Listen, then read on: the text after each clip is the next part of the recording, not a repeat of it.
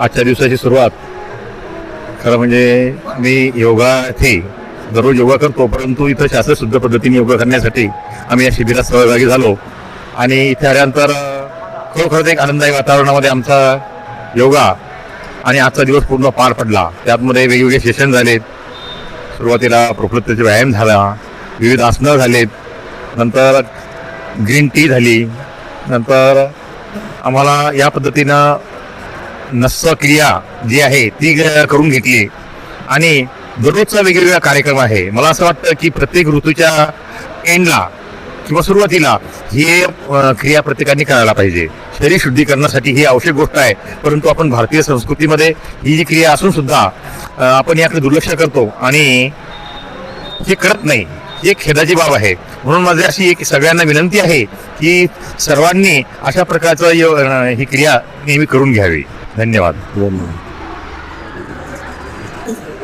आजच्या या योगा सेशनमध्ये आदरणीय श्री विकासजी पाटील गुरुजी यांनी अतिशय चांगल्या प्रकारे आणि खेळीमेळीच्या वातावरणामध्ये योगा घेतला. नंतर त्यांनी नस्यक्रिया घेतली, नंतर तुमचं सूर्यबाष्प, नंतर मिट्टी क्रिया घेतली. ही अत्यंत शरीरासाठी उत्कृष्ट असून आरोग्यासाठी सुद्धा चांगली आहे. माझी सरांना अशी विनंती राहील की आमच्या सरांनी सांगितल्याप्रमाणे प्रत्येक सीझनला एक तर सुरुवातीच्या ऋतूच्या सुरुवातीला किंवा एंडला ॲटलिस्ट वर्षातून 3 वेळेस तरी ही म्हणजे ही क्रिया केली पाहिजे किंवा हा जो शरीर शुद्धी जी प्रक्रिया ही केली पाहिजे.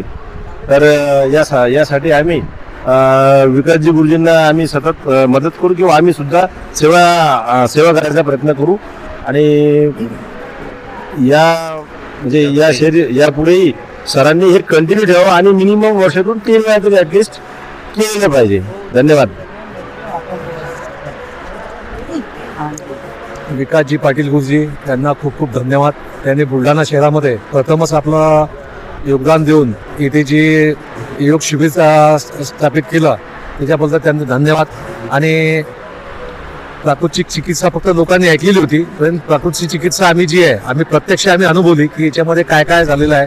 आज जे आम्हाला अनुभव आला ते खरोखर एकदम सुंदर असा माणसाला जीवन कशी जगण्याची जी आपण म्हणतो की जीवन जगण्याची कला काय आहे, तर ती कला जी आहे ती या प्राकृतिक चिकित्सामध्ये करते की जीवन जगण्याची कला कशी आहे. त्याच्यामध्ये आम्हाला याच्यामध्ये इतका अनुभव आला की आजची चिकित्सा पहिला दिवस इतकं म्हणजे शरीरात एकदम अशी ऊर्जा निर्माण झालेली आहे. आणि असं जर आपण योगाच्या या माध्यमातून शिबिरामार्फत जर करत राहिलो तर नक्कीच आपले आपण आजारमुक्त होऊ आणि लोकांना सुद्धा आजारमुक्त करू अशी मी आशा व्यक्त करतो. आणि विकासजींना धन्यवाद देतो की बुवा याही पुढे आपण दर 6 महिन्याला कमीत कमी वर्षातून 2 वेळेस तरी आपण जर शिबिराचं आयोजन करावं आणि त्याला आपण प्रतिसाद देऊ आणि त्यांना भरभरून मदत सुद्धा करू असं बोलून मी इथे थांबतो. धन्यवाद.